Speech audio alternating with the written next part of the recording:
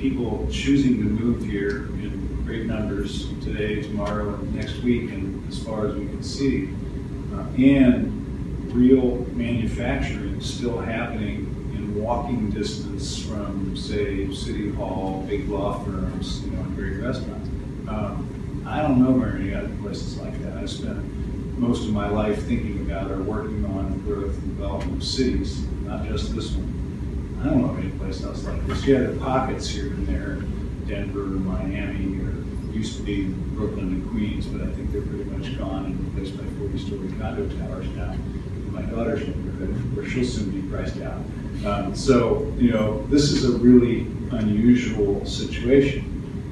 And so therefore there's a lot to keep in a pressurized environment, and we're going to really work together and try to accomplish that, because we want these long-term employers to stay there.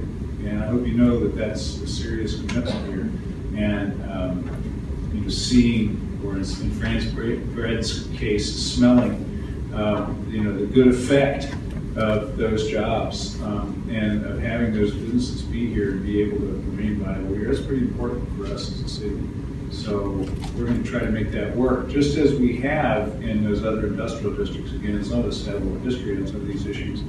I remember a couple of big fights, particularly one about a Costco store proposed in the Northwest Industrial Sanctuary, where we tried to make these judgment calls about what's it going to take to keep the industrial base, the makers, as we now call them, making things. And we're going to keep trying to do that, and I hope we're going to keep succeeding, because this is pretty special.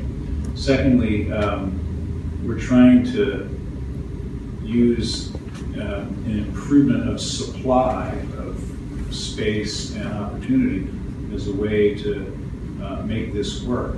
Much as we are actually also in housing, because we have huge competition for housing in this city, and there was an excellent article this week that my staff circulated about all the mistakes they made in San Francisco, about how they tried to stop change and they ended up pricing everybody, or most everybody, out of the housing market. And they didn't think much about the supply side, a phrase that has earned some discredit at the national level in politics.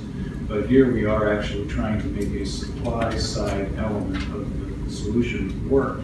And I've been persuaded, although with some repeated effort on their part, by these professionals sitting in front of us here, that that is the right and prudent thing to do here, to have a supply side element of this strategy, so that we create more space and therefore maybe a little less competition for what's there now. I hope that we can make that work, because I'm pretty sure that trying to freeze the Central East Side is not going to be a viable solution, just like the efforts in San Francisco to freeze the housing market didn't work out for anybody except a few people there.